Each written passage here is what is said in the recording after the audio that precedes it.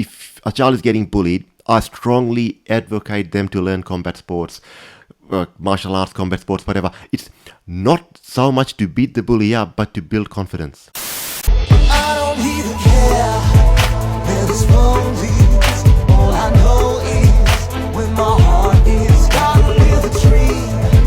We believe in.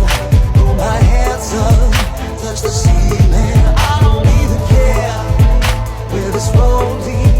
All I know is when my heart is God with a dream. We believe in. Throw my hands up, touch the ceiling. Boom shakalaka, ladies and gentlemen, brothers and sisters around the world. You are listening to the most conscious podcast, conscious comedy podcast in the multiverse. We got your boy Krishool in the house, and my brother from another mother, Ron Prasad. My man, it's been too long since I've had you up here on the podcast, and I feel like the world is very different now. There's a lot that's happened, and we got a lot to get into. Obviously, you're an advocate for animals, passionate activist for animal rights, and you're all about anti-bullying, and you're into so many things. You're a public speaker. Ron is truly the quintessential polymath. He does many things. And ladies and gentlemen, before we get into this podcast, I just want to get a bit of business out of the way. Now, yours truly is very excited to announce that I have an album out. Came out a couple of weeks ago. It's called Apotheosis. It's on the iTunes, on the Spotify's. You know what it is. Check it out. It's a collection of Afro, pop, soul, rock. It's got it all. Inspirational, motivational tracks, conscious tracks about senoritas. It's all there. You can check it out. Let me know what you think. Slide in my DMs, particularly if you got a big booty. Ladies and gentlemen, freaks and geeks, we got a lot to get into. First of all, you guys can check us out all over the Spotify's, on the interwebs. Be sure to give us a review. Let us know what you think. It really helps us out on the iTunes. Also on the Spotify's, if you can share this to your friends. This is going to be all over the TikToks as well, for as long as the United States decides to have TikTok a thing. That's another thing we're going to get into. Might be getting banned, which is a big deal for me because that's like a part of my income at the moment. I'm on a creative program, and I try to get my stuff out there. And obviously it hasn't come to Australia, but I feel like Australia tends to follow the Yankees. So anyway, we'll see how that goes. But ladies and gentlemen, let's get straight to it. This is the Krishool Journey Podcast. I got Ron Prasad. Ron, I've given people a bit of an introduction in regards to who you are, what you do, but you want to give us a take in regards to your journey, what it is about yourself that you feel people might resonate with, and what your mission is. Thank you, Brother Krish. It's always good to be on your podcast. And if you have been listening to Krish, you know this man is the real deal. He is the real deal. He says what he means, and he's always coming from the heart. So it's really good to be on your podcast. So my name is Ron Prasad. I am an anti-bullying advocate, animal rights activist, staff trainer, public speaker, all of those things in one. And the one thing that brings Krish and I together is for our passion to do service for society, to look after Mother Earth, help people who need us, and be there for the animals. So yeah, and don't forget the ladies. I mean, I don't know about you, man, but I want to get some girls from this. I'm married. As you can see, I'm married. All right, ladies, he's taken. Okay, sorry to interrupt you. Going. So yeah, that's what Krish and I have got in common, you know, the social justice aspect of things, and we always want to make the world a better place. Awesome, man. So, Ron, let's start off with the bullying, because Yes.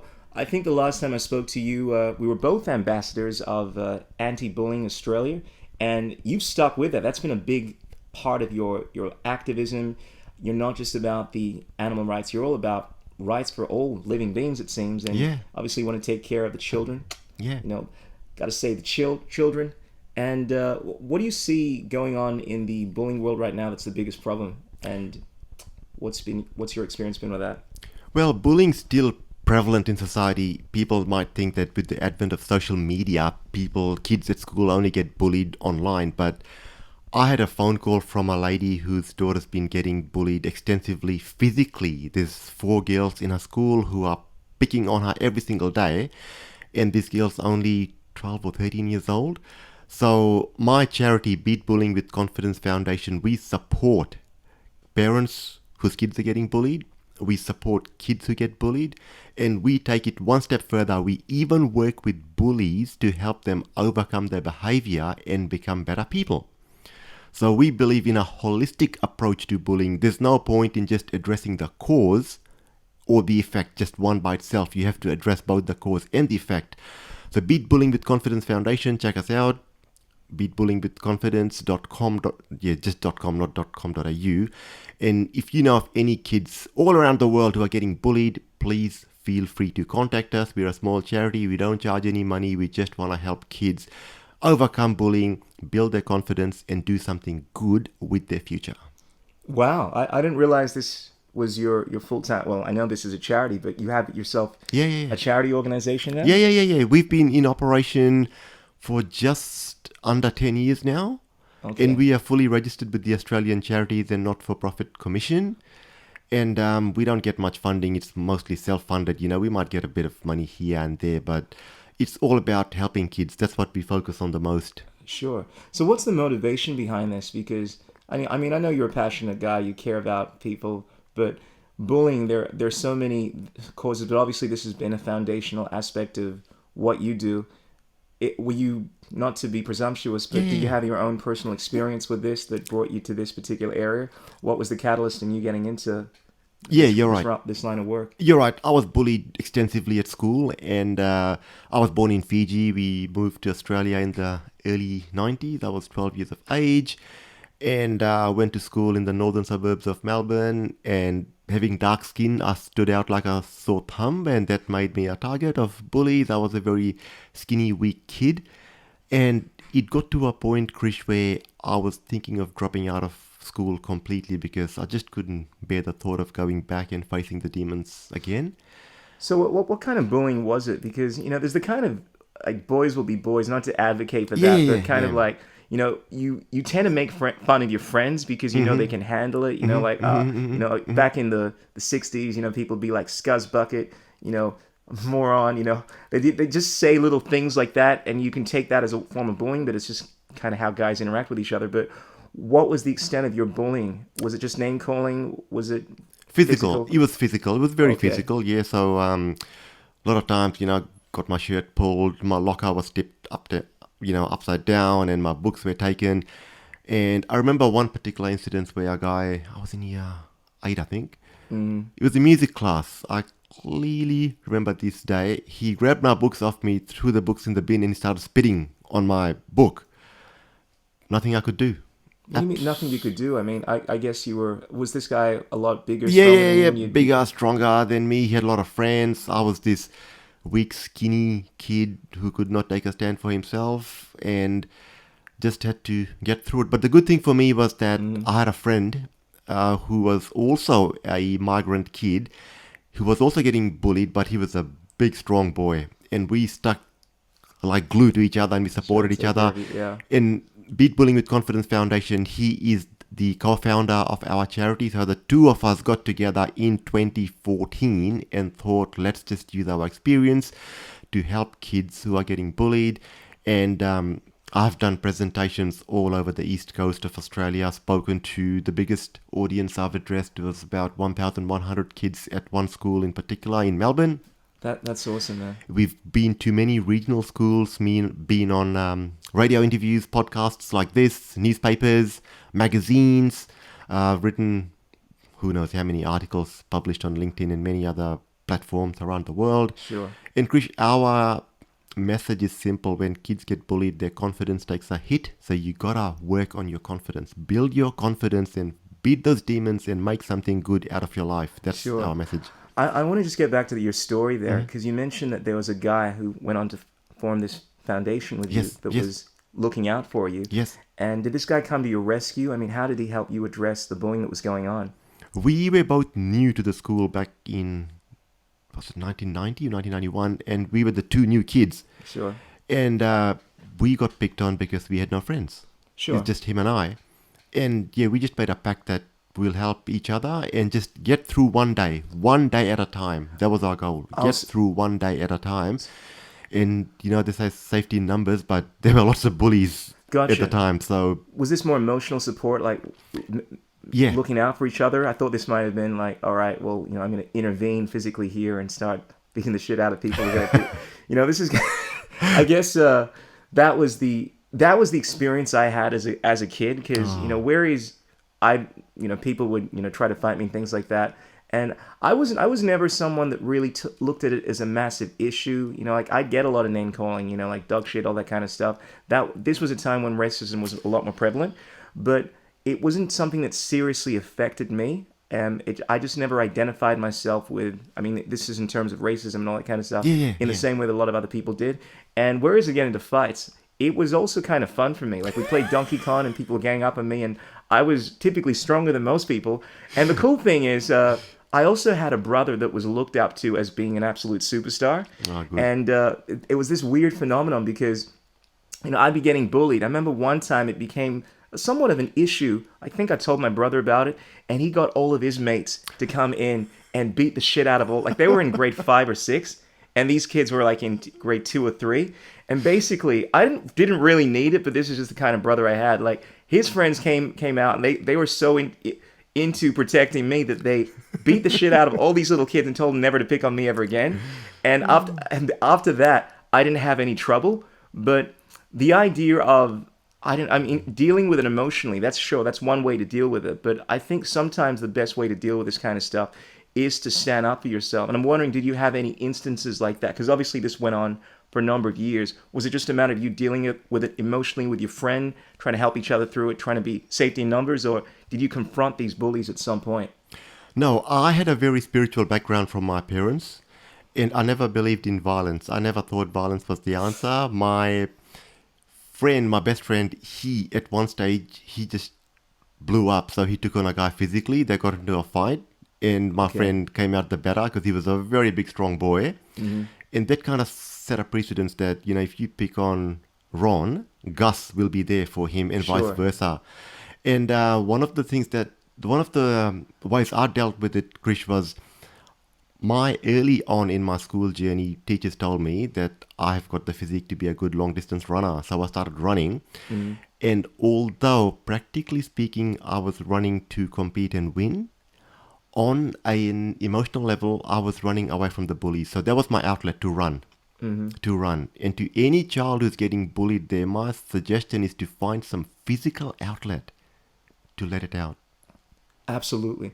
I want to kind of just delve in on this because I think a huge part of this is how to deal physically, emotionally, and spiritually with bullying, which can take place in many forms. It doesn't need to be just the physical bullying, right? Which is how I look at it. But obviously you have the stuff that goes on the internet. Yeah. And there are certain things that, at least I feel, I'd love to hear your thoughts on this. It is an aspect of life. For instance, people look at criticism as being bullying. Like, for instance, I've been on certain reality TV shows, and people have, after seeing my performance, they've been really negative, like, oh, you suck, you can't sing, you can't dance, all that kind of stuff, right?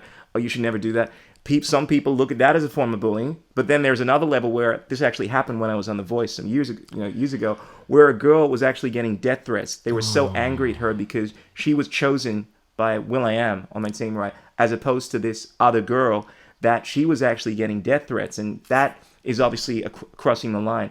But to me, in terms of dealing with criticism, that's something that is going to happen either way. Granted, in a school, I can see you maybe wanting to get your teachers involved. Granted, there's some people that might call you a snitch and so forth. But I think when it comes to just dealing with criticism, dealing with difficulty from people having a go at you, how do you address something like that? You mentioned it was the running to you, and was that the what? Let's talk about like the tools that you would use in order to address the cause of this stuff. Well, sorry to hear what you went through. Very sorry to hear that. So, there's an old adage, sticks and stones will break my bones, but words will never hurt me. That's in my opinion, that doesn't apply to kids, especially primary school kids, because kids take on what they are told. At that age, they just think about, if the teacher says you're a smart boy, you start thinking, I'm smart. Teacher says you are dumb and stupid, you go, I'm dumb, I'm stupid, I'm dumb, I'm stupid. So with primary school kids, their subconscious mind is still forming, and what they hear forms a part of their identity. So this is like, personal development stuff, 101, very basic stuff. So let me just go back to your point about people making negative comments, criticism. So the official definition of bullying is unwanted offensive behavior repeated over time with an imbalance of power. I'll repeat that. Unwanted offensive behavior repeated over time with an imbalance of power. So that's why workplace bullying is so prevalent, because a manager can clearly pick on one of his or her staff members, Sure. and there's an imbalance of power. In school, what Gus and I went through, there were like 4 really bad guys, I shouldn't call them bad, bullies, because no one is their behavior. People choose to behave in certain ways. No one is their behavior. Oh, I got to push back on that a little, like, Go ahead, because there's truth in what you're saying. But if someone does something over and over and over again, right? At what point, for instance, a criminal, right? Like you do something once bad, like I don't know, you slap someone in the face. Yeah. Does that mean you are a bully, or you're a criminal? But at some point, if your entire life is devoted towards doing something, right? Like you go around stealing money from people, right? Then obviously it would be rightfully so to call you a thief, right? Yes, agree. And so I guess to me, because of the way that my mind works, I want to be very critical when people make statements that I see philosophically as being somewhat challenging. Like, I think that at some point, granted, I can see the argument that you aren't what you do. At some point, your actions affect your personality, and you end up being what you do over time. And I think there is an argument to be made that if you continually do something, then rightfully so, someone should call you that thing. For instance, if you are a criminal, or you are an actor or a singer, I'm a singer because I sing, if I never sang, and I never, I was a martial artist, right? I never fought. People wouldn't call me a martial artist, but if you're constantly doing something, of course. Of course, it's, I don't know, it's just something I wanted to add to that. Yeah, the point I'd make on that is, like, if you look at a bully, for example, right? Bully keeps going around the schoolyard picking on kids or someone in the workplace. Yeah, so you call them a bully. You call them a bully, right? Yeah. But the point I want to make is that they can stop that behavior. That behavior can be stopped. Sure. That behavior can be stopped. Absolutely. So the point I'm making, Krish, is that people sometimes identify with their behavior more than they should. Yeah. And then your identity is shaped by what you see yourself as and what society sees you, right? So, for example, let's go to someone who doesn't want to work, just wants to stay at home, stay on the government benefits, drink beer all day, watch TV all day, and society will start calling this person a dull bludger, this, that, blah, blah, blah. And if this person starts identifying with that, this person will do whatever it takes to stick to his or her identity. So sorry to, go off track. No, this is good. But the point I'm making is that bullies should be called bullies because they are doing the wrong thing. So they should definitely be referred to as bullies. The point I'm making is that they have the ability to change. Exactly, brother, exactly. And can I share one quick story with you? Sure. We did a presentation, probably 2016, to a bunch of year 9 kids in the northern suburbs. I won't name the school for privacy reasons. Sure. And then I was going through these 3 stages that a bullying victim goes through, right? And explain to the kids everything that's happening. 1 hour presentation. After the presentation was over, there were about 90 kids. They all left, but there was one kid, and I'll always remember this kid. Reddish curly hair, bit solid build. He just said that he didn't move. The whole class, all the kids are gone. He's sitting there. And I said to the teacher, I said, is he okay? And she goes, I'll go and find out. And she comes back to me and the teacher goes, is it okay if he talks to you? He wants to talk. I'm thinking, yeah, of course. He came up to me and he said, sir. And I said, don't call me sir. No need to call me sir. He said, I was thinking about what you were saying. I said, yeah. He goes, I've been a bully. I said, okay. And he said, I've been bullying kids all my life. Primary school from grade 1 to grade 6. High school from year 7 to year 9. I've bullied a lot of kids. And I said, young man, it's good that you think about this and you acknowledge it. My point is, where to from here? And he said, there were a few kids who were listening to you talk whom I have bullied. I said, and? And he said, after this, I'm going to apologize to them. And he said, sir, I won't bully anyone anymore because I can see the pain that it causes. So, Krish, in this boy's example, he was doing the wrong thing. And just like this, just like this, he changed. Yeah, and to me, this is the powerful philosophical point from this, that no matter where you are, what you've done, you always have the ability to change the trajectory of your destiny. Yeah. A lot of people have this mindset that they are who they are and they can't change it. No. Human beings are a verb. No. And what that means is that it's changing. You are, for instance, if you are fighting as opposed to a fighter, that's like describe. Is that verb is a? Help me with my grammar here, but a verb is a doing word, right? Yes. Absolutely. So Yes. the fact that we're constantly changing, right, means that we always have the ability to change to something else. Yeah. Therefore, this idea that you are a bully in this moment, yes, but you can change that. And I think this is the greater meaning, at least for me, behind what you're saying, Yeah, that yeah. you can change the trajectory. You know, you're not just what you've done. Yes, totally agree. And going back to a fighter is fighting, that sort of thing. Yeah. I love what Dr. Wayne Dyer said. He said, don't be loving, be love. You know, so that type of philosophy is something that I really identify with. So to go back to bullying, Krish, if you don't mind, for a Sure. quick moment, Yeah. that's something that we really advocate for people who are bullies to change their behavior, because they can change. The change is within them. Some people, it takes a bit longer to recognize Sure. the change, and some people, it doesn't. So if you do know of a bully, please know that that person can change. It might take a lot of time, a lot of work, but the change is within that person.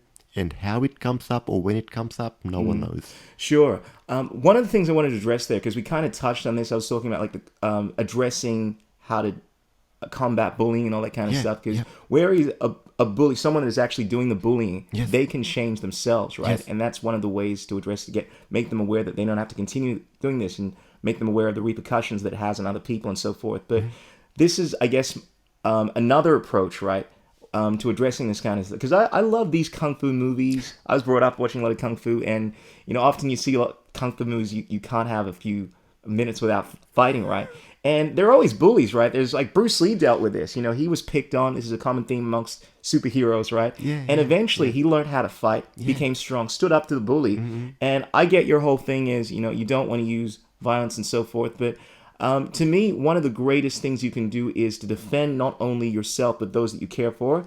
And I guess this comes to more philosophical, like I am very much a proponent of ahimsa, as I know Yes, you are. yes. Do no harm. Yes. But the thing I find, I guess, somewhat complicated is sometimes people attribute harm to self-defense. If someone is coming at you and trying to harm you, violate you, I think it's not only moral, but it's your duty at times Yeah, in order to yeah, prevent them yeah. and from doing harm to you, and more importantly, others. You know, like, I'm not going to stand by and let someone hurt my child or a dog, right? Of course, yeah. So the idea of you, if someone is actually, and when it comes to name calling, I don't believe that crosses the line. I mean, if someone is coming into your space, but one of the best ways for me, and I'll just say this, to combat bullying is to stand up to the bullying, become a great wordsmith, which I know you are. Yes. So when someone has something negative to say about you, you can use comedy or use some kind of line to diffuse it and make them look like the fool. And if they're meet them on the plane at which they've met you. If it's verbal violence, then use the verbal violence. It doesn't mean you're not the initiator now. Now you're just responding in self-defense.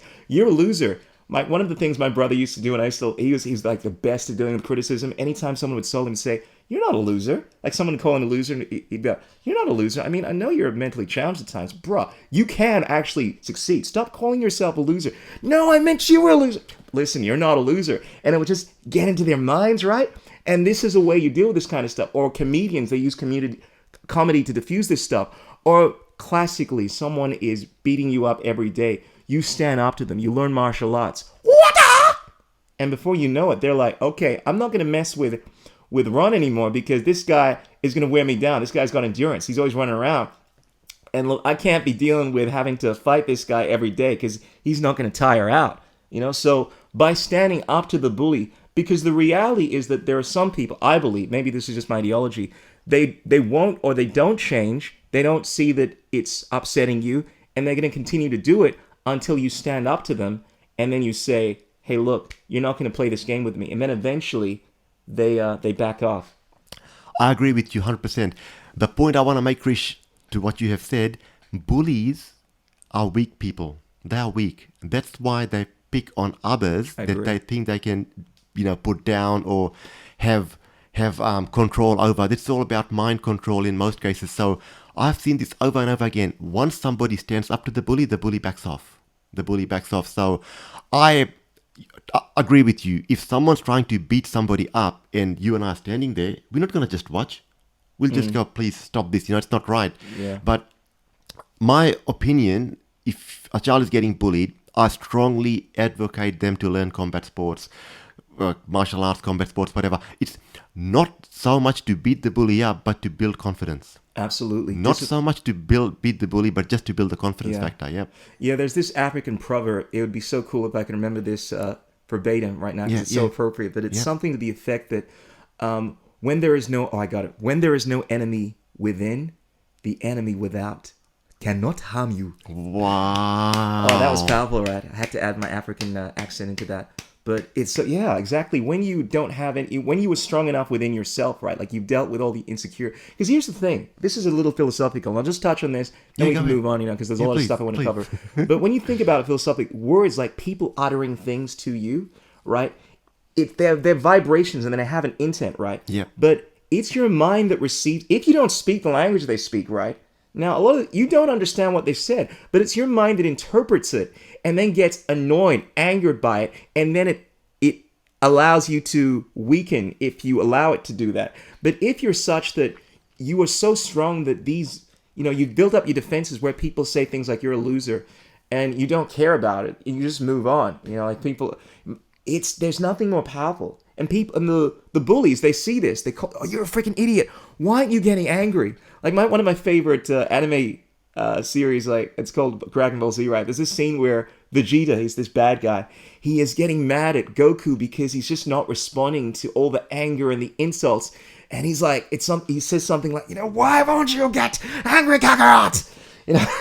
And Goku is just, this is towards the end of like a massive battle where this bad guy, Vegeta, what am I saying? I'm missing enough. You pick the hardcore devotees of this are going to destroy me. But I forget his Freezer, not Vegeta. Yeah, so it's Freezer is at a point where he's getting mad because Goku won't give in to the anger that is being thrown at him. And when you have that kind of power where you don't allow the anger to get at you, it just dissipates and it has nowhere to go. And it angers the person that disperses that anger even more so. This is like a metaphysical idea. So one of the most powerful things I think you can do is not react to the negativity that has been thrown at you. And that was the message that I was trying to portray. Agree 100%. And this is not verbatim, but from memory, it was Tony Robbins who said that every experience in your life depends on the meaning you give it, right? To the event. So something happens. Something happens. Absolutely. The meaning that you give it creates your experience. So like you said, if they're calling you names, they go, "Hey, stupid," I'm going to ignore it because I'm not stupid. Yeah. And you move on. That's it. So and it's hard. It's the hardest thing. Like you'll agree, right? Like very hard. Because I deal with this is what people say. The most slightest things. That sometimes people don't.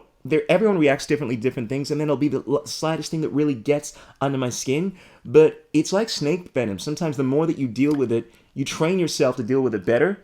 And this is why I practice, it's called stress inoculation. I practice having cold showers. Yes. I practice, like you advocate for martial arts. Yes. Martial arts, classically within an Eastern mindset, is a tool in which to allow you to achieve the greatest version of yourself. Yes. So it's not necessarily, granted the end result is being able to defend yourself from attackers and so forth, but the kind of person you become by disciplining yourself is something worthy of, right? Yes, so agree. You become so strong that the enemy without cannot harm you. And the same, believe it or not, like a lot of people look at yoga because correct me if I'm wrong, but I know you're Fijian, right? Yeah, Fijian Indian, yes. Oh, Fijian Indian. All right. So obviously yoga is a big part of the Indian culture, right? Yes. And a lot of people see these amazing postures, right, as a way of being able to do amazing things, develop your athletic ability and so forth. But yoga actually means union, and Krishna spoke about this within the Vedic, like the Bhagavad Gita. Like he actually speaks about the many different types of yoga. Like there's Hatha yoga, which is the most well-informed, but there's I forget the actual titles, but there's a contemplative. There are all these yogas, right? But the key goal is to discipline your mind, so you can bring union and you can be in a state of consciousness where you are beyond being able to be harmed by all this negativity that's going on around you. You're in this state of flow where you're working in perfect synergy with the universe. This is what the people of Japan refer to as being Zen. Yes. And this is what in science we refer to as the flow state. Yes. But it all deals with this idea of bringing like what I call the yin and the yang, like Yes. the Yes. polarities, the left Yes. brain and right brain, into perfect balance, so that you are you're grounded, and you aren't in a state where you're able to react aggressively to Agree. the attacks that are coming on you. Agree. Totally agree, Krish. My yoga teacher who's from India and he spent years or decades at a yoga ashram, he always says that the postures are the physical aspect, which is only that much. Everything else is in the inside. So I agree with Absolutely, you absolutely. 100%. Yeah, but bro, I love what you're doing. You know, you're always putting out the inspirational messages with your public speaking, and also doing things to try to elevate the consciousness of the masses. You know, with the charity foundation. And bro, I got to give props to that, man. I didn't realize you started a charity. You know, Thank you.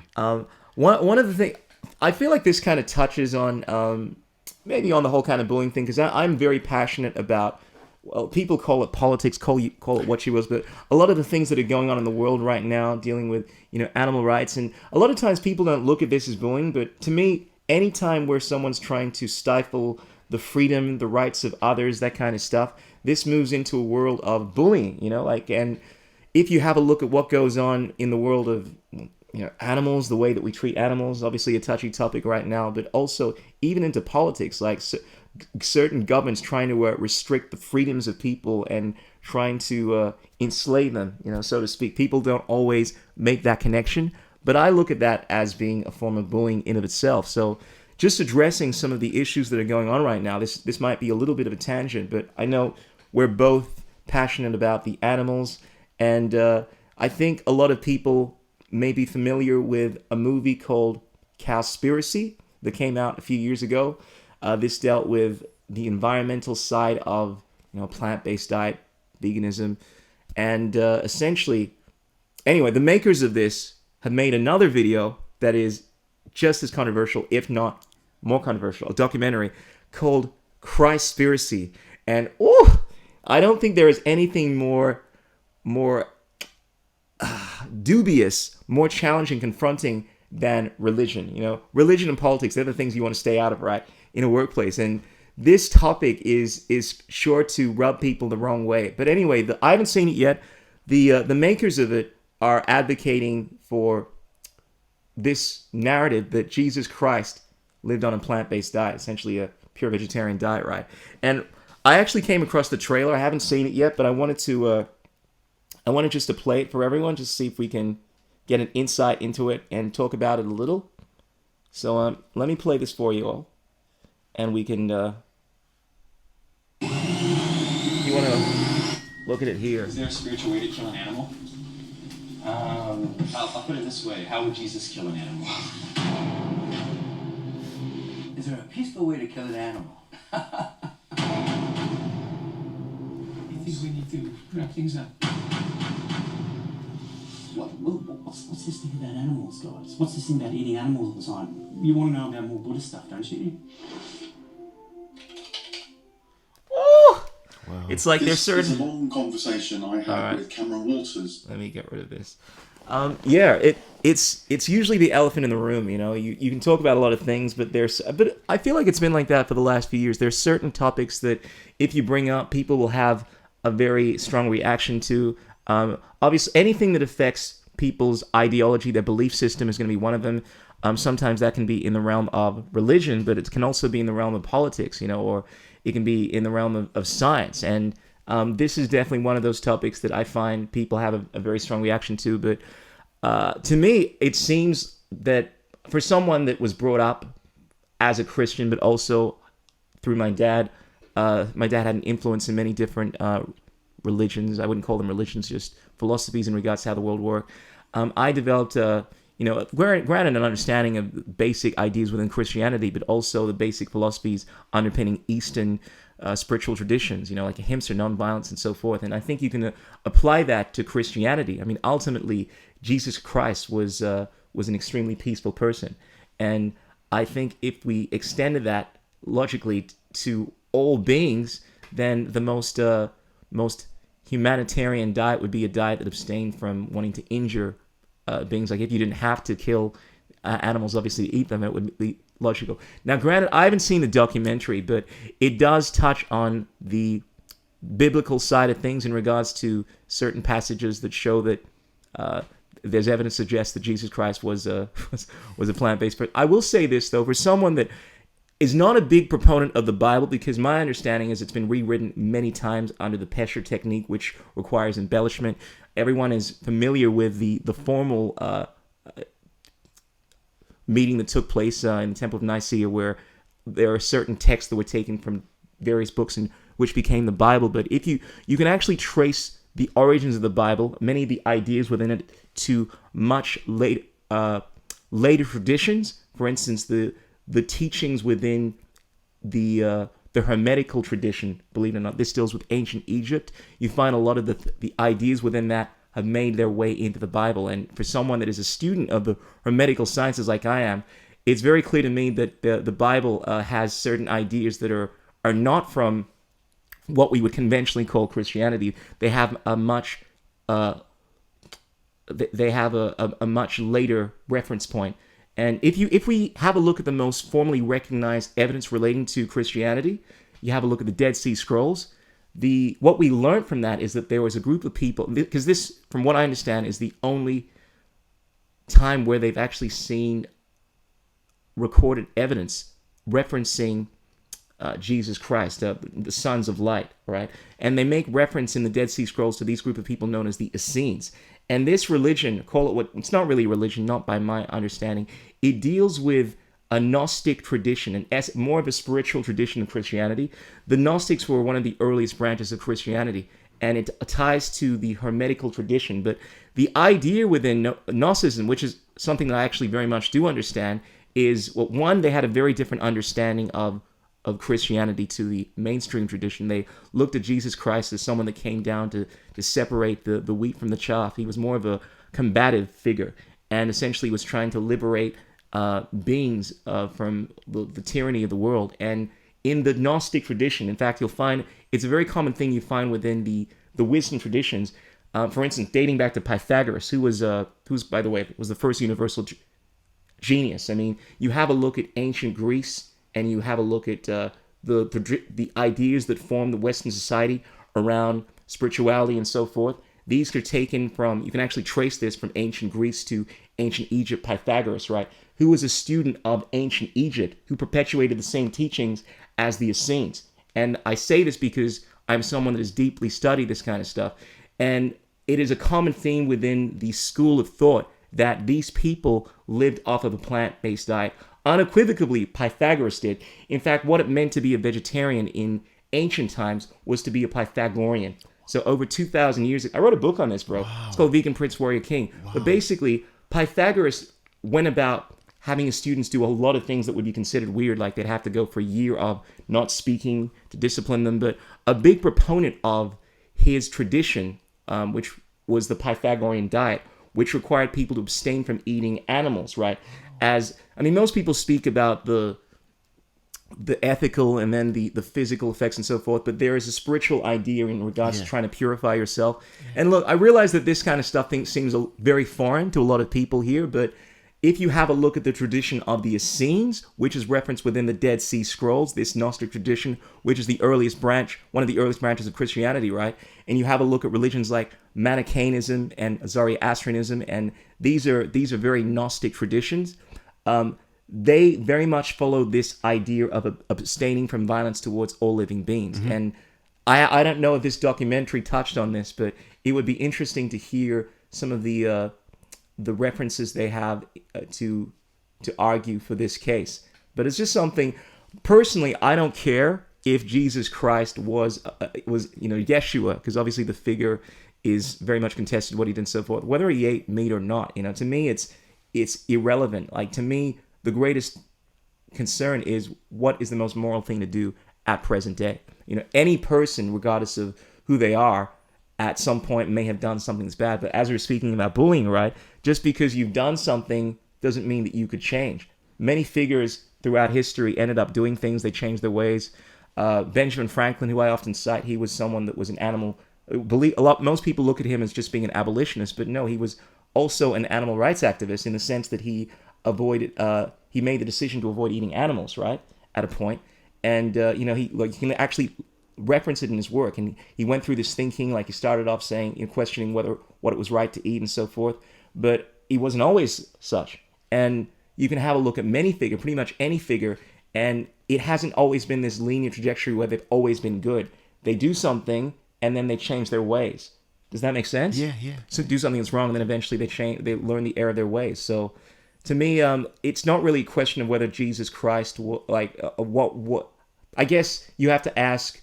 People always ask, what would Jesus do, right, as Christians? But what would Jesus do in the times that we are in now might be the better question, because the idea of Jesus Christ, the title Christ, by the way, is not in relation to a person. It's in relation to the title. It's derived from the concept of Christos, which is basically the Spirit of God working through. It's a Greek word. It means the anointed one.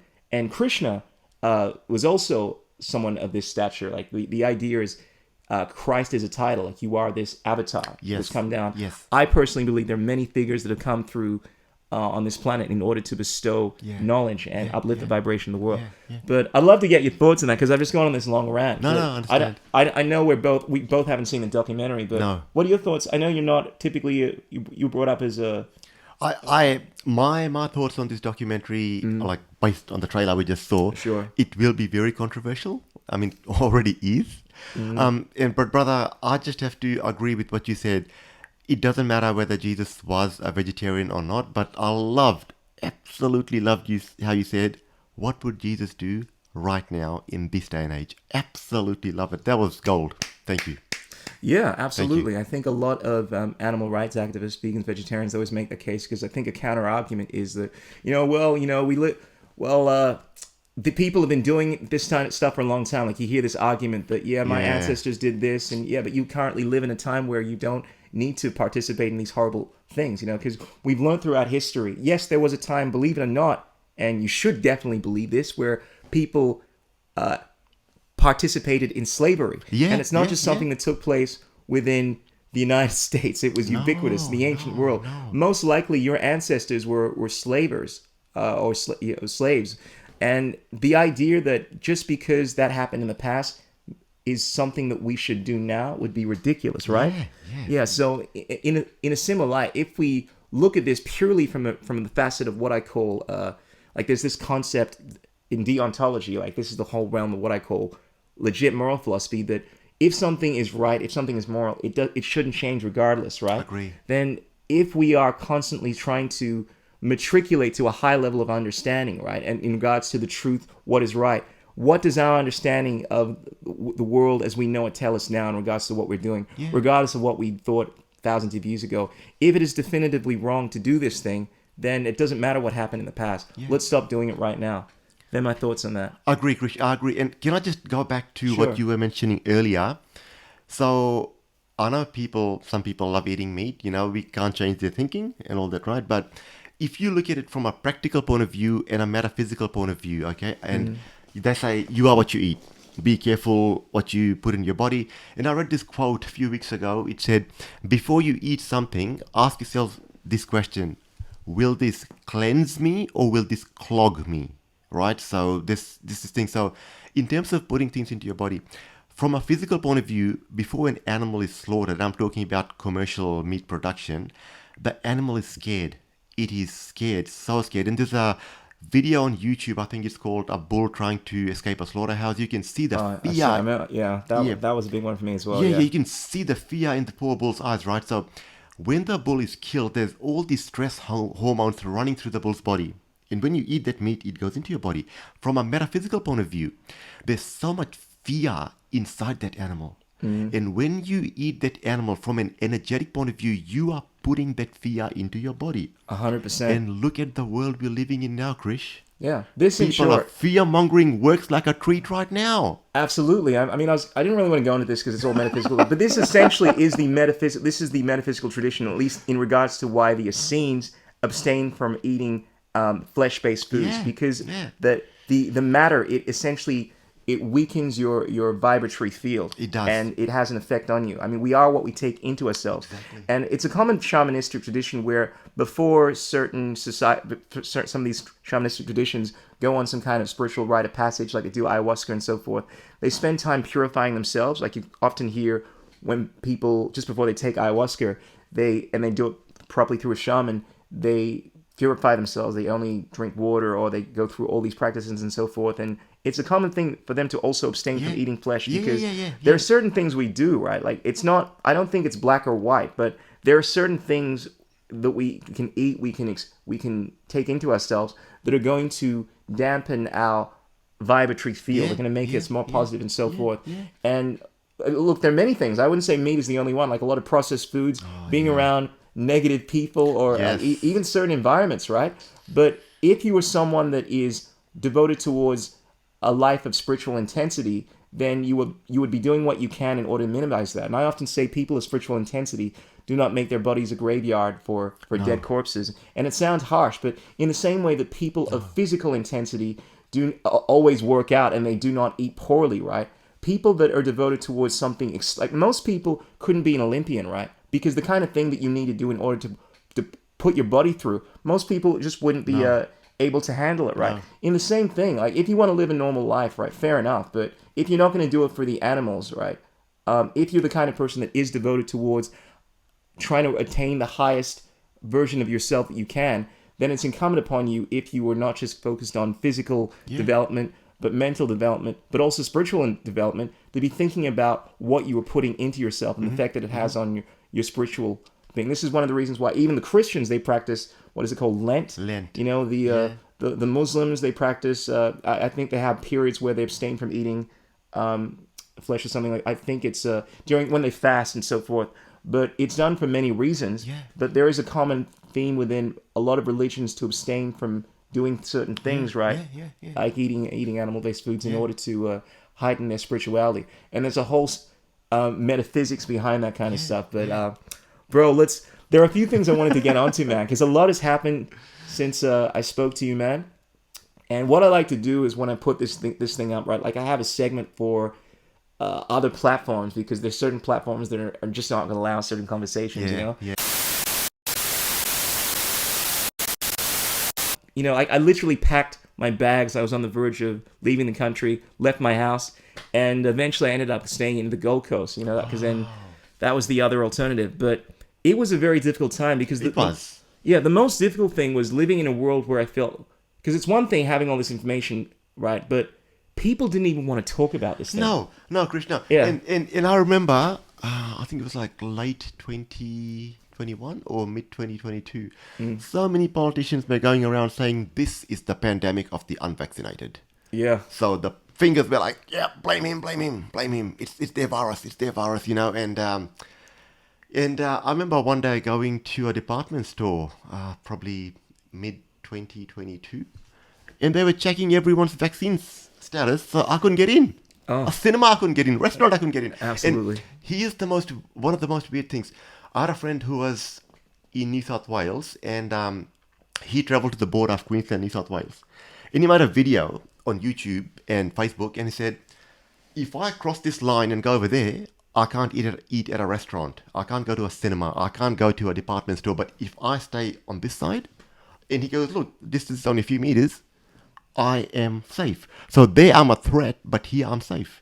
All right, so we got lost there in conversation, and we went over the quota, but we're just going to finish up now. So, long story short is the last few years have been crazy for me. There's not only been me trying to flee from the government trying to get me to take some magic potion, you know, but beyond that, there have been a lot of divisive issues. I mean, obviously the vaccine topic has been very, very divisive, but, you know, then there's the whole realm of what's going on around the world with politics, Israel and Palestine. You know, I have to say that for another time, Ben, but I just feel like the world is reaching a point now where I found it's very difficult to just jive with people, because there's so many issues that are so divisive. I got this impression from at least some of the people I spoke to that they felt like they couldn't speak about these things without risking their relationships. And those that did speak about it, you know, they end up losing, like ended up making a lot of different friends and so forth. What was your experience like with that? Difficult, challenging, but I knew that, you know, I have to stick to my guns. I have to keep doing what I believe in. And we got through it, you know. But who knows what's next. Absolutely. I feel like the next few years are it's the first half of this year has been very intense, to say the least, man. I mean, I think they're going to be speaking about this one for a long time to come. We're in the 20s, right? The roaring 20s. Yes. But it is, I mean, not to be negative, there are amazing things to be very excited about, like with artificial intelligence and space exploration. And I feel like, whereas we don't always see it, it's kind of hard to see the progression of society. But I think Martin Luther King said that the arc of the moral universe is long, but it bends towards justice. Yeah. And it's kind of hard when you look at that sliding scale, the trajectory that we're on. But we will eventually, we are making progress, and we will look back and see that in these times were the foundations of moving into a new, better age, where there is more peace and more joy in the world. So, it's just one of those things. It's kind of hard to see it when you're in it, but when you look out, you can see that there is progression taking place. Yeah. Hopefully better things to come. Absolutely. Hopefully. Well, Ron, I want to wind it there. Is there anything you wanted to share? So I know you got your foundation. You've already told us a bit about that. Thanks, Krish, for having me. Always good to talk to you, and I absolutely appreciate you imparting so much knowledge and wisdom to the people out there. So listen to this man. He knows what he's talking about. Thanks, bro. The feeling's mutual. You're always dropping some knowledge, and I love your energy, always wanting to elevate the consciousness of the planet, man, with the good work that you do. So kudos to you, Ron. It's been a pleasure. Consider it an honor to call you my friend, and look forward to further conversations with you, man. Thank you. Until next time, ladies and gentlemen, as I always say, remember there are 3 things that cannot remain hidden for long: the sun, the moon, and the wisdomatic truth bombs of Ron Prasad. Until next time, kisses, hugs, and belly rubs. Peace! We gather around the podcast mic, open minds in the place, discussing freedom, society, technology, and all things esoteric. Unraveling the mystery, seeking deeper understanding through the knowledge we transmit. We ignite the conscious brain. Fall to the Krishool Journey, come on and listen in. Open up your mind, find your truth, let the knowledge begin. From the streets to the cosmos, we explore what's unseen. Through the words we speak, sparks of wisdom intervene. Yeah, the Krishool Journey, let the wisdom flow. Taking steps to elevate, together we will grow. From the third eye perspective, we dissect the truths and lies in this conscious connect. In the multiverse's archive where secrets reside, Krishool's podcast, a conscious guide. From the depths of history to the crypto tide, he unveils the truths that many hide. Krishool, the sage of sacred mysteries, guardian of freedom, unlocking esoteric histories. In the podcast realm where wisdom's unfurled, he's a purveyor of truths from the underworld. From the creator of Bitcoin to David Icke, the guests are diverse, wisdom they spike. So tune in, seekers of the cosmic unknown. In the Krishool Journey, consciousness is grown.